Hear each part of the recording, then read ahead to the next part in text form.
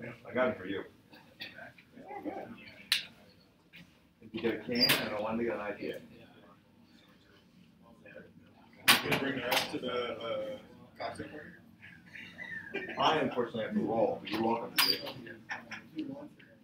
Oh no, I'm second on Thursday. Oh yeah, you want me to? Probably, I'm just gonna, we have 2 taps plus the wine tap, so I'm just gonna do that. Yeah, I only invited mentors and TAs. So we're not gonna. Order food for 30, so. Well, you order for 30, you can eat 60. I'm not going to be there for staying. All right. Just about. No, this one.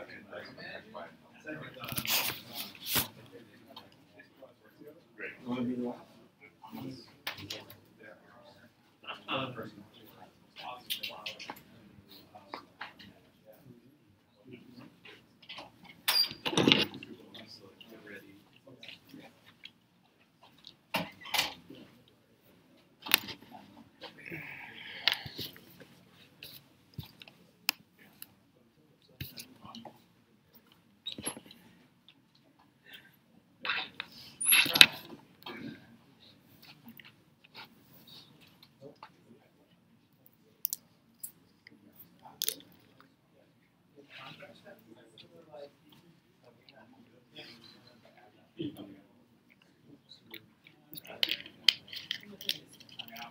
You got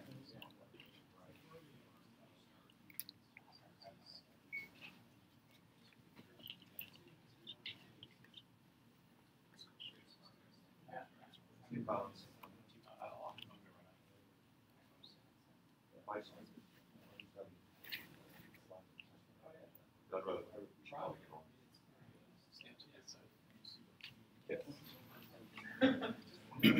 You all, hello, this works? Okay. Seems that way. You're going to start with this, right? Don't worry, I'll do the quick intro. Okay. All right, guys, come on up. And ladies. Is anybody, you're going to go grab us? They're not?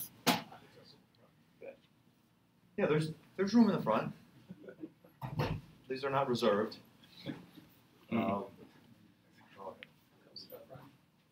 Yes, thank you. God's sakes. All right, nice. All right, so we're going to fire up the beginning of demo day. So we have one presentation today from Charlie Platoon. 5 students are going to walk you through their project, a little bit about the process, and then they're going to field a few questions. Feel free to put on a lot of softball questions, but also if you want to drill a little deeper, I'm sure they'd be happy to engage. So with that, I will let James take it away. All right. Wait. Did John start the recording? Are we live? I have no clue. All right. In that case, anybody want to tell any jokes? Anybody got any good ones? It does say Yeah. stop streaming or stop recording, so I would assume we're good.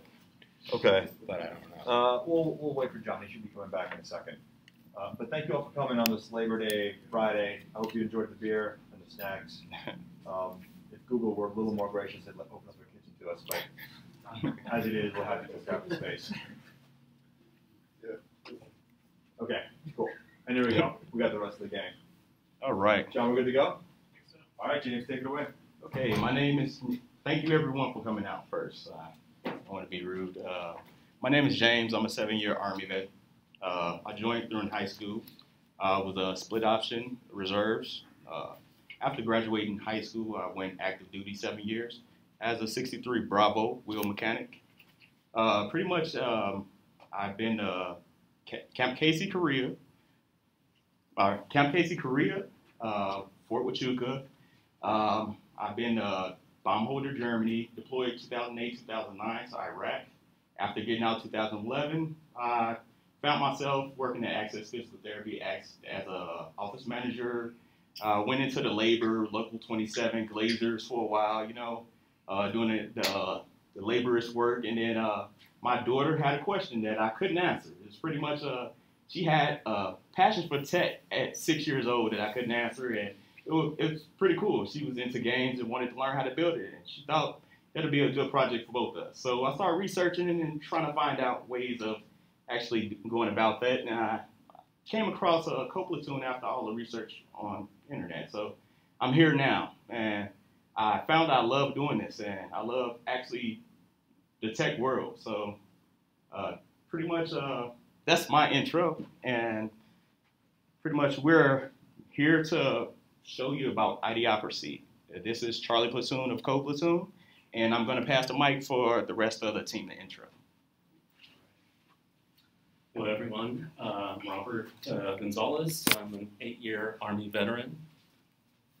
And while on active duty, I was an imagery analyst. I was stationed a couple of years in Korea, in Seoul, keeping our eyes to the north, all the hot sites. I'm sure interesting stuff is going down right now, but at any rate, I was also part of a mission in Afghanistan, Task Force Odin, Thor's dad, ODIN, acronym stands for Observe, Detect, Identify, Neutralize. We did the first 3, didn't do the last, but again, that was interesting nevertheless. Following my time in the Army, I pursued a master's degree, which I completed last fall, in information systems management. That only got my feet wet as far as it came to programming, and it was more of a business focus. But I wanted to pursue the field of software development, and I saw on LinkedIn a veterans group had suggested looking into Code Platoon here in Chicago. So I flew out here from New Jersey, and I want to give Rod all credit for starting up this wonderful program. Great training. Kudos. Hi guys, my name is Jun. I was in the Army 4 years as a vehicle mechanic. Went to school. In my spare time in the school, I learned computer programming. I like it very much. Feel like it's something I like to do as a career. So after 4 years service, got out from Army. Went to Queens College in New York to pursue my bachelor degree in computer science. After 2 years study, I feel I'm very into building web apps. So I found Platoon. So I moved from New York to Chicago.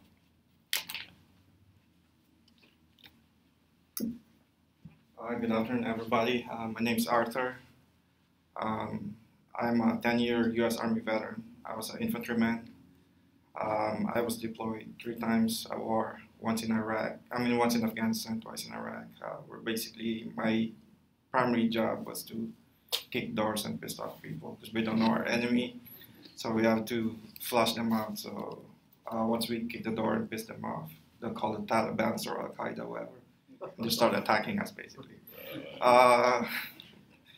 I've seen how technology evolved in the Army. I've seen how ravens were basically you threw off. It's basically a drone, and then it evolves to predators. The best drone, I guess. And then I've seen how our weapon systems evolved too. So I was pretty much in tech when I was in the Army. So when I got out of the Army in 2011, I went to DeVry University, got a Bachelor of Science in Computer Engineering. But once I graduated, I figured out that I was good with my hands, so I actually go to the hardware side. But apparently, the market was pretty hard for the hardware side, so I leaned on more on the software. That's when I found Platoon, and that's why I'm here, and I'm pretty grateful for what they're doing for our veterans. And now passing it to Darnell. Hi, I'm Darnell. I was in the Air Force for 6 years as a jet engine mechanic. Worked the entire time on an aircraft called the KC-10. It's basically like this giant tanker that goes up in the air and just refuels other jets in the air so they don't have to land in between missions and stuff like that.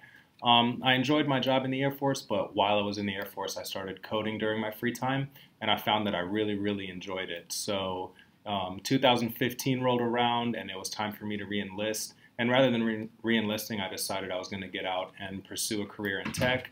So I started working towards my degree during that time, and then I found out about Code Platoon just looking around online and stuff like that, and watched a lot of videos from Bravo Platoon actually, and decided it looked like a really awesome program, and so flew out here from California to take part in Code Platoon. So, sorry.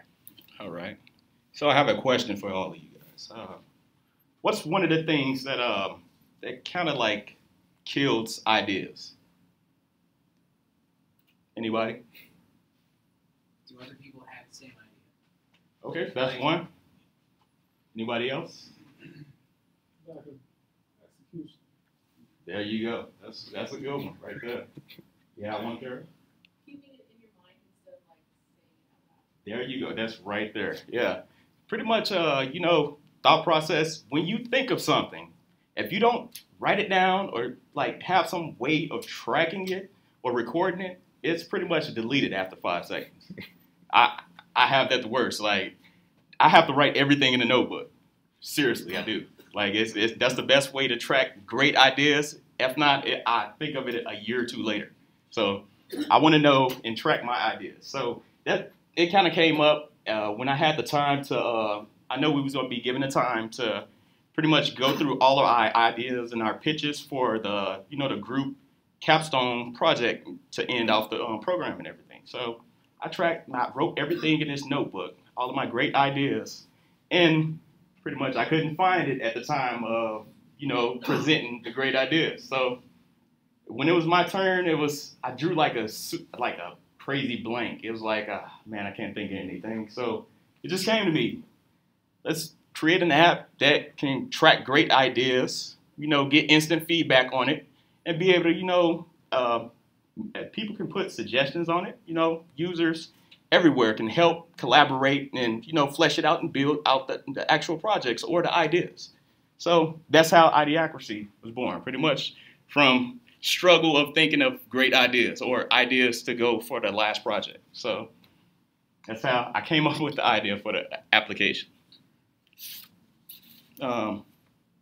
So let me see. When you first go to the site, you are greeted with the landing page. There we go.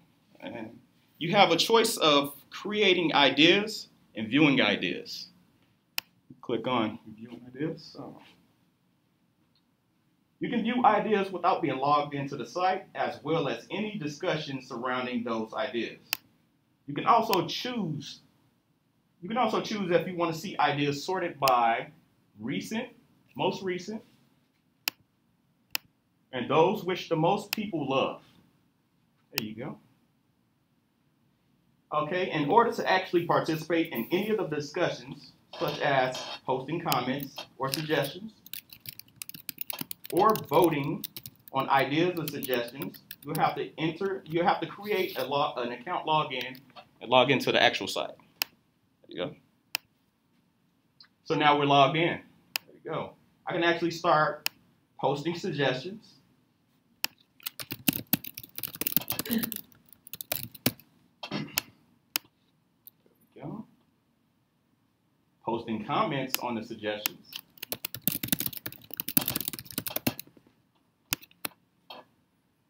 You can also up or down vote suggestions that other people posted. There we go. As a user, you can also post your own ideas. If you see there is a lot of interest in the idea, you can move forward to make it something more than just an idea. I can take the discussion and the participants that took part in the discussion and export everything to Trello. I can see all the suggestions that have been posted for the idea, as well as everyone who would like to collaborate on the idea. As the creator, I can choose which suggestion I really like and which collaborators I want to work with. There you go. The suggestions I choose will automatically be cards on the created Trello board. And any collaborators that I select automatically will be invited to the board and notified by email. So now I'm ready to start working on those ideas with the people on the team that help me flesh out the ideas. So now Robert's gonna talk about the workflow of the actual building out Ideaocracy. Hello, everyone. Well, once James came up with a concept, we had the wonderful people at Pivotal host us for an entire week, and they helped us to really follow a lean process, trying to prioritize and go from something that's amorphous to something concrete in the way of features that we wanted to add to this particular app. Our focus throughout was following the agile process, and we would try to get out a minimum viable product at least daily. For each particular feature, there was a story which involved a situation from the user's perspective, and within that particular feature, we as a team developed acceptance criteria, and there was a discussion as to what would this particular feature involve. We were also able to prioritize each of these so that if it was something we felt was an essential part of the app, but was had a difficulty level, a minimal difficulty level, that was no-brainer as to whether or not we wanted to add that to our application or that iteration of the application. Something that was more complicated, we kind of shuttle off to an icebox and attack that in a future iteration. But at any rate, that really was a big help in making sure that we had a functional product throughout the history of this project. Now I'll pass it back on to Darnell. I got it. So as far as, I'm going to cover the technology aspect a little bit, sort of what we used and why. For our framework, we decided to use Ruby on Rails, primarily because we had a relatively short amount of time to work on the project, just a little bit over a week. And we wanted a framework that allows you to get up and running fairly quickly, and Ruby on Rails is really great for that. And it also has a ton of community support, so that was just like another really beneficial reason for us to use Ruby on Rails. But like with anything, it does have its downsides. Front-end wise, it's not really the greatest thing. So we threw in a lot of JavaScript and jQuery to make the front end just more interactive and just a more pleasant experience for the user. For instance, like the first iteration of our app, anytime a user voted on a suggestion, it would actually refresh the page, because at that point it was all being handled through Rails still. And so we threw in some jQuery to give you that immediate feedback when you voted an idea. And then in the background, we also send off an AJAX request to our database, so that when you leave the page and come back later, that point value that you changed by voting is still reflected on the page. As far as our workflow goes, we integrated CodeShip pretty much day one for continuous integration, because we decided we wanted to use feature branches. So we were constantly pushing code up to GitHub and constantly writing new tests and constantly just getting that immediate feedback, letting us know if something that we wrote had broke on some part of our app. And I think that overall that workflow, along with pair programming, helped us really fall into like a really comfortable rhythm while building out the app. I think for the most part, everybody's pretty happy with how the app turned out. There are some things we would have still liked to add, like maybe using WebSockets to have like a live chat room where you can kind of collaborate on the idea, something cool like that. But overall, I think we're all pretty happy with how the app turned out. If there's any questions, we'll be happy to answer those. Good. So once the Trello board integration Mm-hmm. is really, really cool to see that. I think that's a really great way to like bring in other parts of how people collaborate in a community. Mm-hmm. How did you guys build out that page that was still on your site but was like directly integrated with the Trello API? How did that kind of come together? So the page where you're basically selecting the board. Yeah, how did that come together? So we basically, on that page, it's sort of, I don't know if preload is the correct word, but we sort of, you're integrated with Trello at that point already in the background, but you're still on our site. And basically, we just get everything ready that we want to send off to Trello. And then as soon as you click that button, like it just sends that information off right away and then redirects you to Trello if you want to go there. All right. So is that a tool that Trello provides to the developer community to make it easier to get up and running? They did.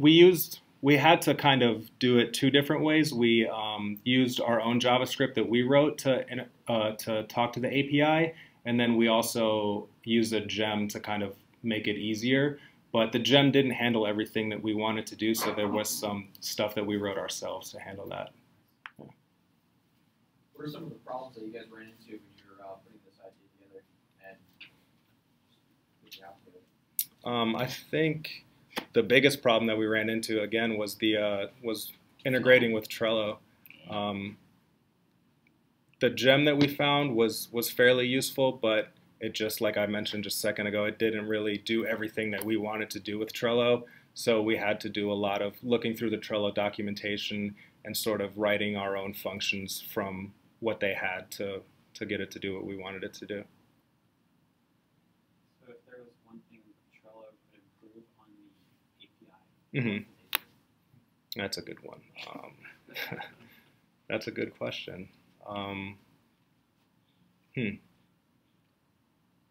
I don't really have a good answer for that one, honestly. I think maybe we could populate a local database and then pass that on to the API. Maybe something that would be a lot more seamless on from our perspective. Right. Yeah, I get what you're saying. How close is the final project to what you initially envisioned? What might be different?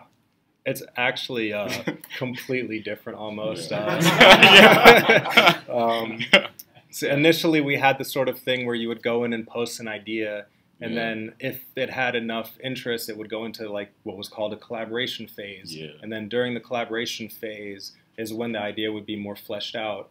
But we felt that like as we started thinking through it, that it would kind of suck to like be invested in this idea that someone else posted, and you're like, hey, this is a cool idea, I'd really like to talk about it more and stuff, and then they moved it on to this collaboration phase but didn't invite you to that phase, and so now you're no longer part of the discussion. So we were like, rather than doing that, let's just keep it sort of open for everyone. And then the Trello integration actually wasn't initially there as well, but we kind of felt like it was weird to have like this discussion going on and then sort of like, well, where does it go from there, right? It was kind of like this weird ending point. So we thought integrating Trello was a cool way to just kind of say, hey, you had this idea that you fleshed out and now you can actually start working on it.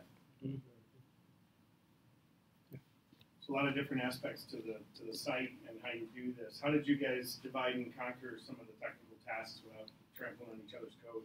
Or was that an issue? Pivotal. Yeah, Pivotal Labs definitely helped us out a ton with that. Planning. Feature branches also. Yeah, feature branches. So checking out a new branch for every feature that we worked on was really useful, I think, to avoid that. Because we definitely had issues in the past with other group projects where we weren't as organized, and we definitely ran into those problems where people would trample on each other and write the same stuff and things like that. So did you get some additional coaching about GitHub and learn some cool things about what that can do for you? Yep. A lot out of that. Yeah. Pretty neat tool. Yeah. Yep. So what approach did you take to merging those features back in and keeping MVP? Right. So we pretty much, from what we learned, it was pretty much we have to implement some type of merge rule. So out of all of the projects we actually tackled as a group, it was kind of like, let's spearhead it and let's plan as we go. But planning wasn't that great on the aspects of the past group projects, so we had to make sure that we had everything together before we actually took that first step, because we need everybody on the team to be on the same track, tracking everything the same way before we actually go about doing anything for the project. The pivotal tracker was a big help, because you could see, creating the stories, the progress on individual features. And also with the feature branches, we integrated CodeShip, so we had that continuous integration, and we would, when you checked out a branch to create a new feature, you would write tests, write out your feature, make sure all your tests are passing. Then when you pushed it up to GitHub, you would submit a pull request, and then other people would review that pull request. And if all your tests are passing and everything looks good, we would merge that into the master branch and then repeat that cycle for each feature. There we go. Can you talk about what testing you guys did for this app? Sure, yeah. It was mostly RSpec testing. Unit testing was RSpec, and then there was some end-to-end testing with Capybara. We have I think 70-something RSpec tests or something like that. So, yeah, and Selenium, right, yeah. How late in the project did you worry about going to production? And did you run any problems? So we actually pushed our app to Heroku, I think the second day. But then we kind of fell behind and didn't push to Heroku for a while. We kind of got caught up with just working on our local machines. And then I think the biggest issue that we had when we did finally push everything back up to Heroku was the way we were using the API key. We had it in the secrets file in Rails, but we didn't want to push that up to GitHub and everything. So we pulled that out and created an environment variable, and then just storing that in Heroku, I think, was. If you were to do it again, what would you do differently? I think a big thing we would really have liked to do was get React working for our front end portion. We ran into some problems with that. That was our plan, was to do React on Rails, but we ran into some roadblocks, and because of the short amount of time that we had, we didn't want to get stuck on that too long. But I think that's a big one for us, was we wanted to use React. Yeah. And also we had relied on Devise for user login authentication, and we seriously considered Google OAuth, but again, just ran out of time. We wanted to make sure we had a functioning, product, and don't go for all the bells and whistles, just MVP. So, but if we had additional time, we definitely would have incorporated that. Yeah, so how did you guys work through the backlog as far as assigning tasks? How did you guys work with that agile process to determine who's doing what, and then also determining what should go into the product or not from a technical perspective? Want me to get that? Yeah, go ahead. Okay, all right.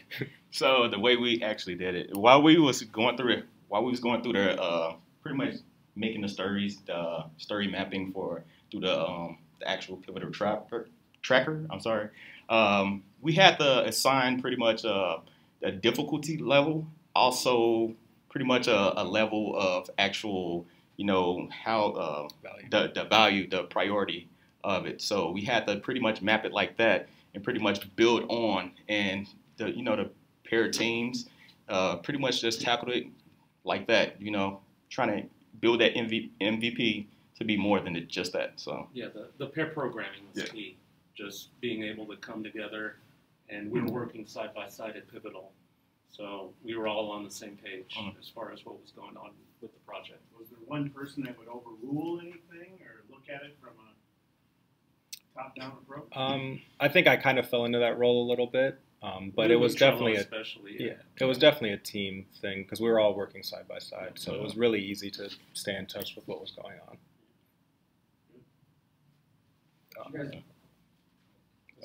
How'd you organize the pairing? Pretty much the pairing, we tried to switch it up. We didn't want to keep it in just stuck pairs because you gain more knowledge and you learn more through actually working with different programmers. So that was probably the best one, the best way to actually going about pairing. And, when you switch up the pairs and you're picking up the task, you get a better perspective than just sticking to the same pair every time. So that's how we kind of did it. It's probably the best way, to get used to teamwork. You're not going to always have the same person every day, so it's best to switch it up and try to get used to that for when you actually get into the actual job market. You can pretty much be more versatile.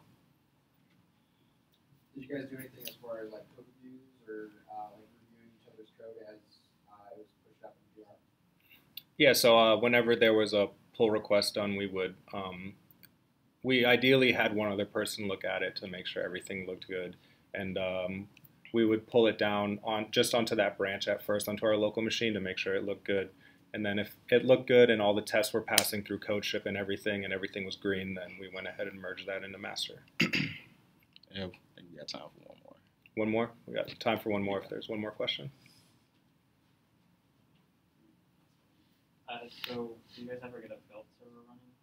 Fix your builds going continuously? We pretty much just had Heroku and CodeShip, so that was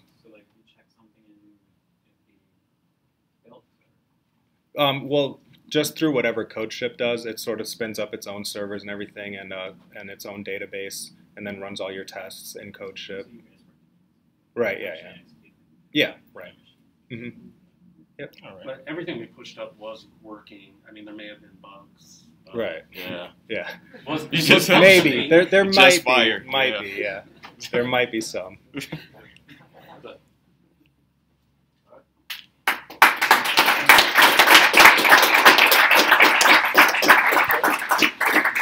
Oh man.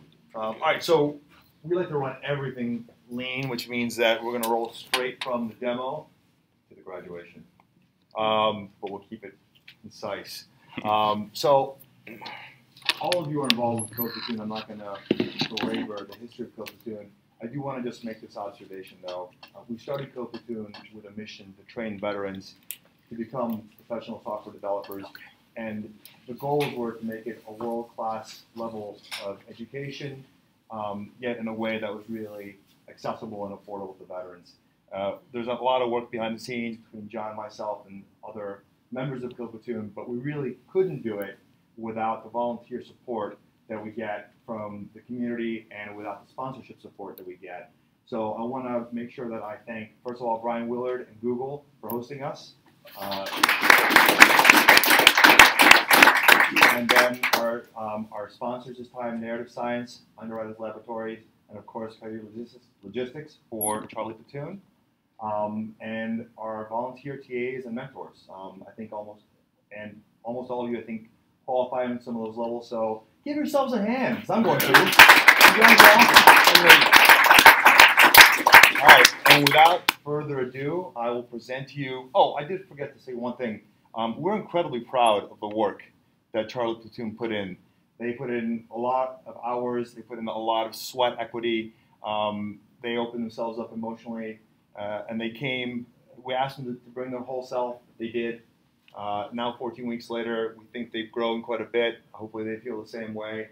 And now they're ready to get launched. So this is the last time that I'll refer to them as students. They will now actually be Code Platoon graduates. So I'll present them with a Code Platoon certificate and a challenge coin, which most of you may know, some of you don't, that a challenge coin is typically presented to somebody that has been a participant in a military endeavor, and it represents either a special achievement or membership in a group, or in this case, both.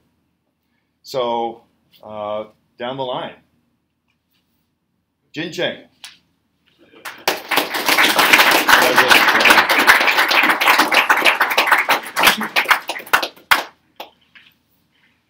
Robert Gonzalez.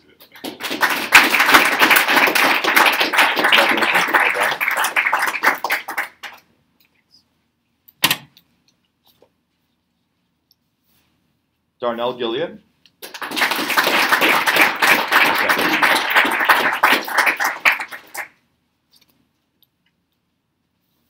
James Smith.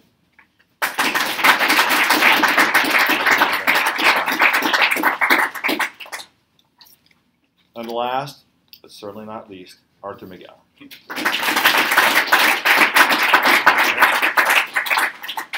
All right, so one more time for Charlie Platoon. Feel free to stick around for a little while. I think we're going to clean up a little bit, move some of the tables. We have beer and some snacks. Actually, can we get one picture with John and myself? And, but we're done. You guys don't want to sit and watch us take a picture. Yeah, video. Yes, drink them.